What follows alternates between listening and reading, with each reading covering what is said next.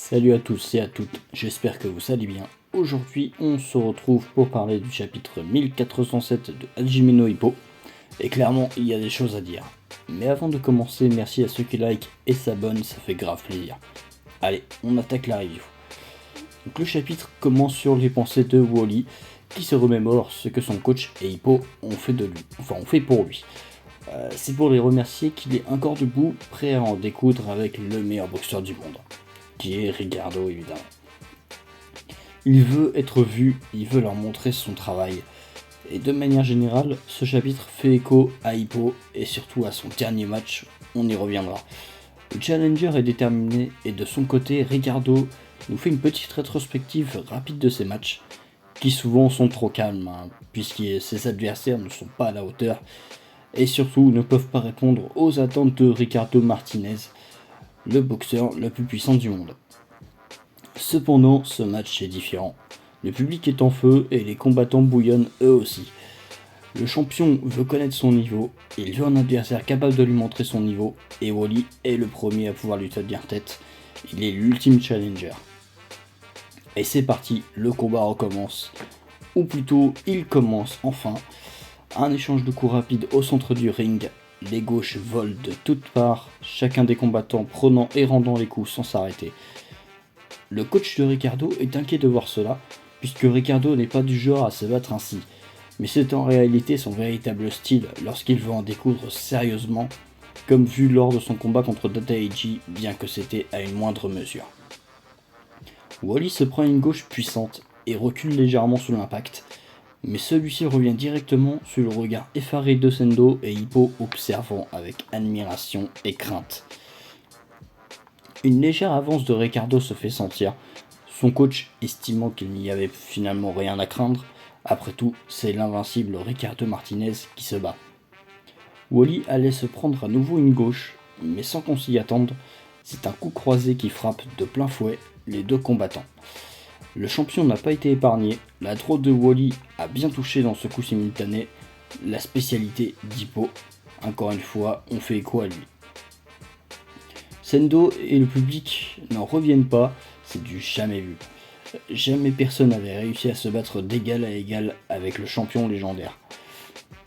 Le challenger est le premier à récupérer et il semble avoir remarqué quelque chose d'important lors de ce coup simultané.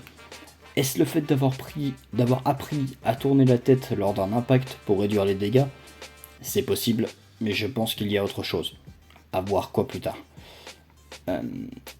Mais pas le temps de réfléchir, il faut enchaîner Wally balançant une droite puissante qui par chance pour le champion entraîne Wally à se faire emporter par son élan et à valdinguer dans le décor. Il est très fatigué, donc forcément il se fait emporter par ses propres coups, surtout quand c'est une droite large, comme ici. Mais notre singe préféré va bien, il se relève directement et est prêt à continuer. Le second, Dan, par peur qu'il ait la tête qui tourne, lui demande de prendre son temps pour se relever, mais il est interrompu par Miguel qui lui demande de retourner au combat sans s'arrêter. Le coach du champion donne aussi ses directives et demande à Ricardo de rester à distance pour le cueillir avec son style bien roué habituel. C'est-à-dire t'attends que le gars il vienne, tu le chopes.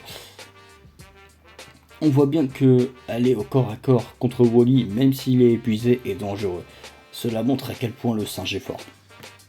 Cependant, Ricardo refuse, il veut y aller et voir jusqu'où il peut aller. Cette fois-ci, on y est. Le champion se bat sérieusement et il n'a pas prévu de reculer. Et ce n'est pas pour déplaire au public qui veut voir des coups volés. Léger flashback de Ricardo ici avec son coach Bill, avec pour seule question la définition de la force. Encore une fois, en écho avec Hippo, qui avait posé la même question à son coach. On peut sentir une certaine résignation de Bill, qui veut laisser faire Ricardo, car d'après lui, il n'aurait pas changé. On ne sait pas par rapport à quoi, je suppose qu'on découvrira ça plus tard lors d'un futur flashback. Pas forcément dans ce combat, mais ça peut être contre Sendo plus tard, ou même contre Hippo, si ça devait arriver un jour. Par contre, dans le coin du challenger, l'abandon ne fait pas partie de leur vocabulaire, son coach souhaitant le soutenir du début à la fin. On apprend au passage que les roulades que faisait Wally dans le vestiaire, qui avait d'ailleurs surpris Hippo, étaient là pour habituer le singe à se battre avec le tournis. Ce qui peut lui permettre d'ailleurs, même s'il est sonné, d'enchaîner. Ce combat ne sera pas de tout repos, les deux combattants voulaient y aller à plein régime jusqu'au gong final. Un gong final qui peut arriver par KO ou par décision à la fin du 12e round, on verra ça. Et c'est reparti pour des échanges de coups, pleuvant sans arrêt, que ce soit du côté du champion, jamais vu dans un état pareil, que du challenger transformé depuis son combat contre l'ancien champion du Japon, c'est-à-dire Hippo. Et voilà, c'est ainsi que se finit ce chapitre incroyable. Plus le combat avance, plus le résultat est incertain. Ce chapitre étant le reflet du dernier combat de Hippo, avec ici Wally pour le représenter. D'ailleurs on le voit bien, il y a plusieurs planches du dernier combat de Hippo qui sont refaites ici avec Wally. Vraiment c'est volontaire. Il y a vraiment un parallèle qui se crée entre ces deux personnages. Cependant la finalité sera-t-elle la même ? Eh bien dites-moi ce que vous en pensez en commentaire. Et sur ce, je vous dis à plus pour de prochaines vidéos. Allez, salut!